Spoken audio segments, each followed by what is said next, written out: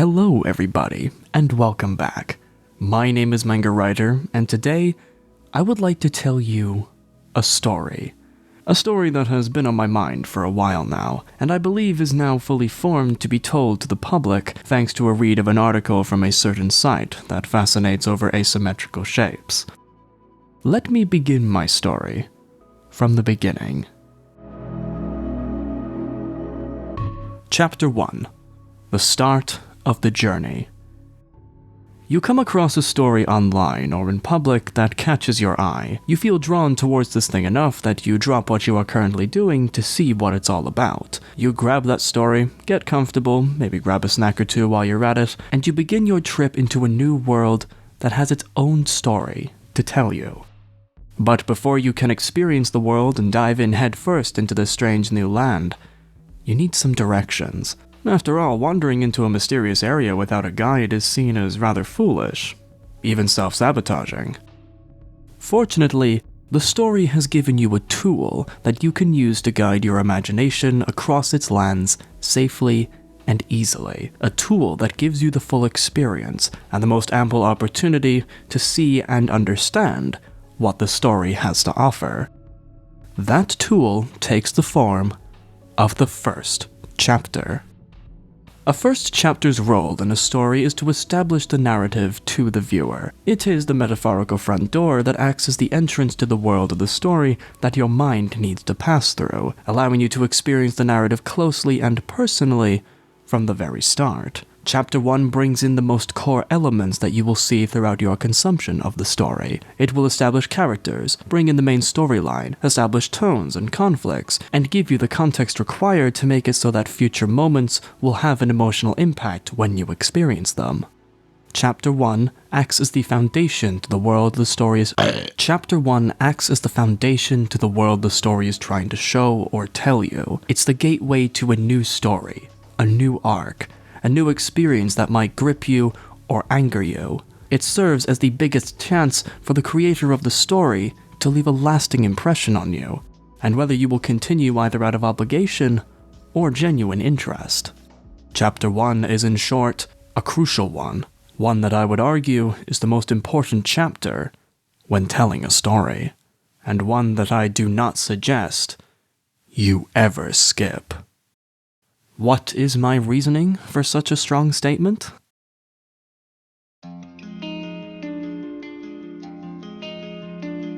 Chapter 2. Skipping the instructions. From my perspective, skipping the first chapter robs you of the chance to get to experience everything the story has to offer. Much like making a cake or riding a bike, skipping the beginning of the process will lead you to not fully understanding what you are doing, which will lead you to being lost and not know what's happening.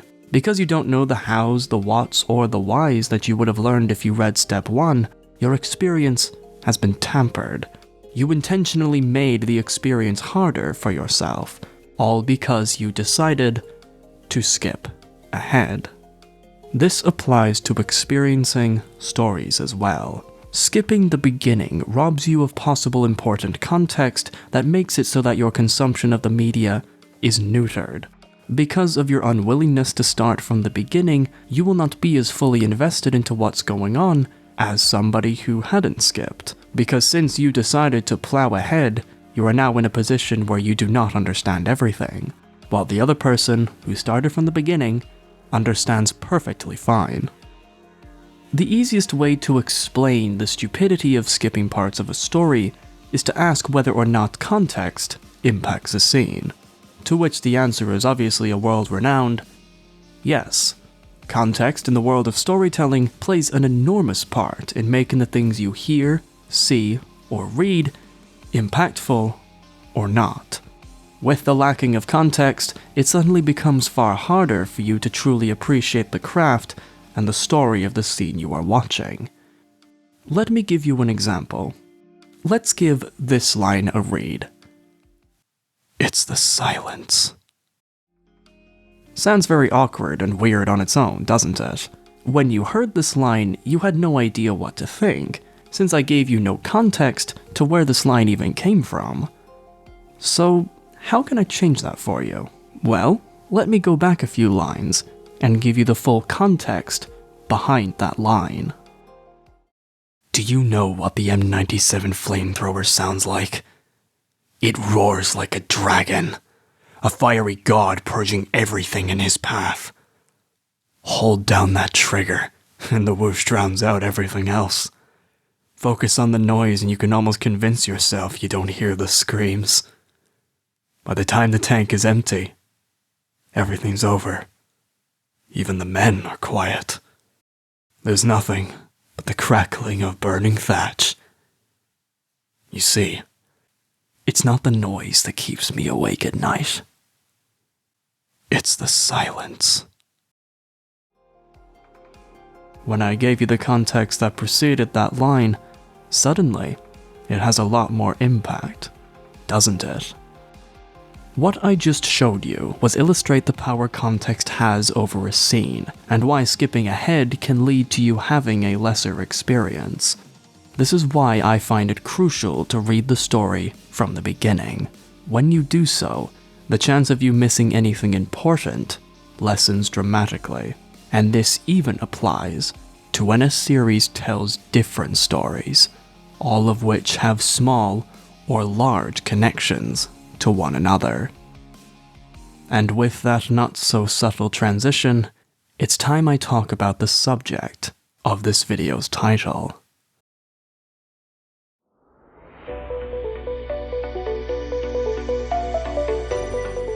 Chapter 3: JoJo's Bizarre Adventure. This has been a topic that I've been seeing pop up specifically around the JoJo fandom for far too long now. A thought that has started spreading its impact across parts of the fanbase is the idea of skipping certain parts of JoJo and starting at a point later in the series. The part most people go to when they make this argument is Stardust Crusaders, better known as Part 3. And when you look at the basic argument on the surface, you can sort of see where people are coming from. So, let's lay it out, shall we? Stardust Crusaders is a story where old things from earlier parts die out and are replaced with new and exciting ideas. These new concepts help change the path of JoJo forever, completely reworking how future parts tell their stories. The biggest change to JoJo's storytelling is the concept of stands and stand users, a concept that has now become the replacement for Hamon that was found in parts 1 and 2. After part 3, you never see Hamon being used again. So with this change, some fans try to argue that starting at part 3 makes sense because it's practically a sort of soft reboot to the JoJo formula, and because of the impact stands now have on future parts, some would think that getting into the concept of Hamon from parts 1 and 2 would end up feeling pointless because it just gets tossed aside and replaced with this new idea in part 3. Another thing that people try to argue is that part 3's JoJo, Jotaro Kujo, is the most impactful JoJo of them all, given his role in not only part 3, but in parts 4, 5, and 6. And the biggest, and dare I say the most grounded argument, is the fact that JoJo parts are written in a way that makes each part a sort of self-contained story. Few plot points ever get dragged over to later parts in the narrative, and this lack of overcarry makes it feel like JoJo could be jumped into at random parts and you'd still get enjoyment out of it. With these different components, it's no wonder why some people would find the idea of skipping the first 2 parts and skipping straight into part 3 to be a bit appealing. After all, part 3 is where you learn about the JoJo formula the most, so why not just start there? Allow me to explain. By skipping parts 1 and 2 completely, you have made the story suffer in not just part 3, but in later parts as well. The first 2 parts, while not having its magic system continued after part 3, are still stories that play an extremely crucial role when it comes to JoJo's timeline. Not convinced? Let me tell you what these parts introduced to the audience that made future parts that much more enjoyable to watch. Part 1 gave us 1. The origins of the Joestar and Brando families, 2. The basics of Hamon, 3. Vampires and the stone masks, and most importantly, 4. Dio. In part 1, better known as Phantom Blood, the story takes you through the life of the first JoJo, Jonathan Joestar, and shows you the basics of a JoJo-styled story. You see the main character and how he grows and develops throughout the plot. You see the concept of Hamon being introduced, and you see how it can be implemented into combat and how it's a massive weakness to vampires. You see the wacky colors, exaggerated posing, overly violent action, and over-the-top voice acting for the very first time. Part 1 is, in short, the first chapter. It serves as a way to introduce you to the bizarre world JoJo has to offer. But above all else, Part 1 gave you Dio.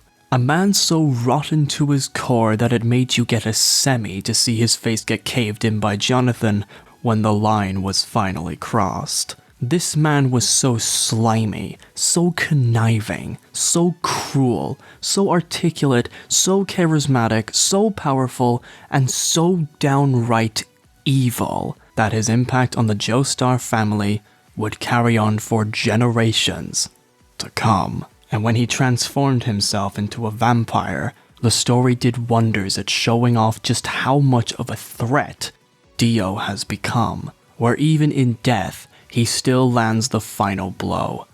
A blow that takes away Jonathan's life. Part 1 was the story that started it all. It is a worthy part that is not worth skipping whatsoever. Part 2, named Battle Tendencies, takes what Part 1 established and pushed it even further. In Part 2, you learn more about Hamon, the Stone Masks' history, and the monsters called the Pillar Men, all through the eyes of Joseph Joestar, the second JoJo. Joseph was a character that established a core part of JoJo's storytelling that Part 1 did a lot of as well: the importance of strategy. Joseph takes on demons of ungodly power and manages to defeat them by using his brains rather than his brawn. He'll find creative ways to take down monsters that he has no right in even being in the presence of. He'll predict what his opponent will say next. He'll use small gadgets to his advantage. And when the time calls for it, he'll even run away. Part 2 serves to establish the even more insane and wacky ways our heroes win fights, how batshit insane the villains become, and establishes just how smart and creative characters have to be when it comes to strategy. It establishes just how batshit insane JoJo has become. These two parts make it so that Part 3 can have a strong start, be another step in the timeline, and make it so that the future parts can be just as impactful. By watching Parts 1 and 2, you know what to expect when you watch Part 3. While the concept of Hamon is gone, the storytelling style of JoJo has not. It's only gotten better. But on top of all of that, because you took the time to watch the first 2 parts, you now understand the threat that Dio poses on our heroes. Part 1 showed Dio as a mere vampire to be something straight out of the gulfs of hell. He was a demonic warrior of hellish brutality that laid waste to everything that stood in his path. With the context you got from watching that part, getting to Part 3 and coming face to face with the twist that Dio is not only still alive on top of the body that cradled him in their dying breath, but on top of that has a new stand of his very own, makes him all the more intimidating. Suddenly, you now feel a sense of dread for when Dio eventually arrives into the narrative. He is now this looming horror that watches and lurks from the shadows, bearing a weight far heavier than his presence in Part 1. And while it unfortunately does not go anywhere, finding out that later on, Dio had a son of his own, and the story takes you on his journey in Part 5, and in Part 6 where you learn that Dio helped influence the villains into killing the Joestar family, by watching all the parts in order, the story shows you that Dio is never truly gone. He is an evil character that affects the lives of the Joestars in one way or another. You would not get that sense of dread if you skipped Part 1. You would not understand the power Dio has over the Joestar family and future stories if you skipped the first one that had him in it. This is why I find it so insulting that people would try and argue that the first 2 parts of JoJo mean nothing, because in the context of JoJo's timeline, That is blatantly untrue. These two parts aren't nothing. They played a role in setting the tone, the stakes, and the storytelling style of JoJo. Components that cannot be appreciated to their fullest in future parts if you skipped them. By watching part 1, you understood Dio's presence in part 3. By watching part 1, you understood the horrific heights of the villains in parts 2, 3, 4, 5, and 6. By watching each part chronologically, you understand the ever-growing risks, twists, and turns because you have tens of episodes that supplied you that context. You can even take great pleasure in understanding running jokes that sometimes make it into different parts, and see once great characters be reduced to the background due to aging, while others with little personality before become more likable and human as the parts go on. By watching every part, you watched JoJo to the fullest, and thus, your chances of appreciating what you watched is 1,000,000 times higher. But a common comeback to everything I've said so far would be something along the lines of, well, I could just ask around and be told about who these people and concepts are, and I'd understand just fine. And while yes, you are correct in that statement, let me counter this argument by asking you a simple question. Why would you want to do that?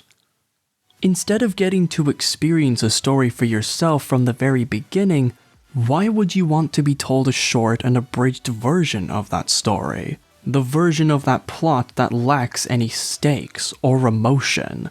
The tale from someone else's eyes. A story that you didn't get to experience for yourself. Why would you want to do that?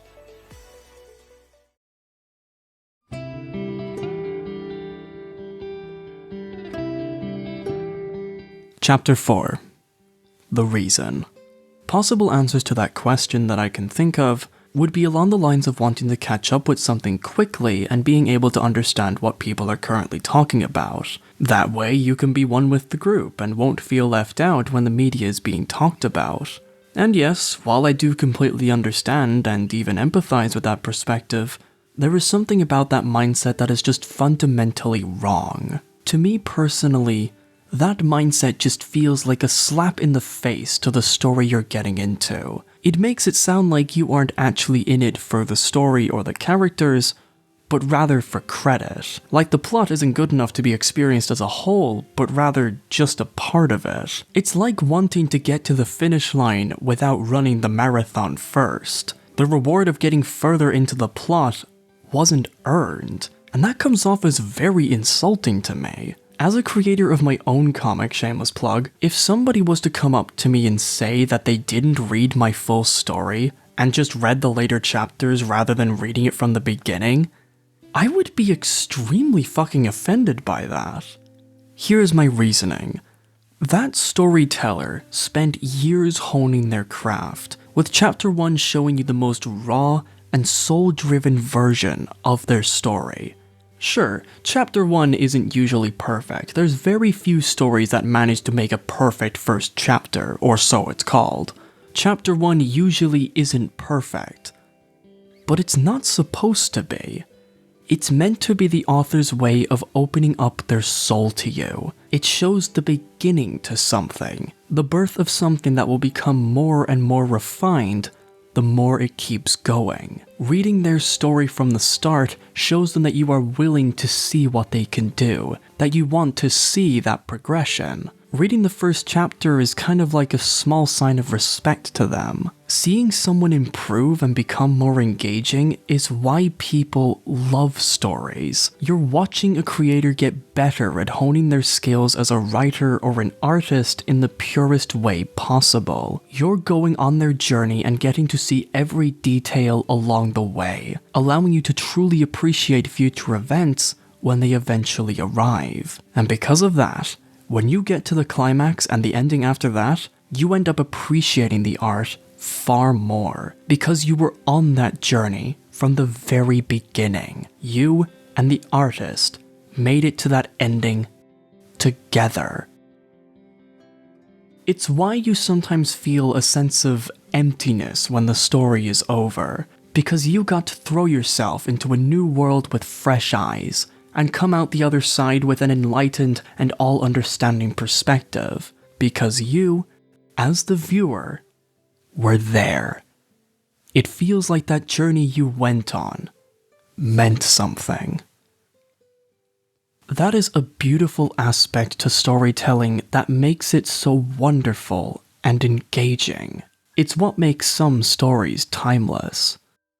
And it's why it boggles my mind that people would not want to experience that feeling and skip straight to the parts they want to see first. Experiencing the story for yourself is a far more engaging experience than it is to hear it from another person's mouth.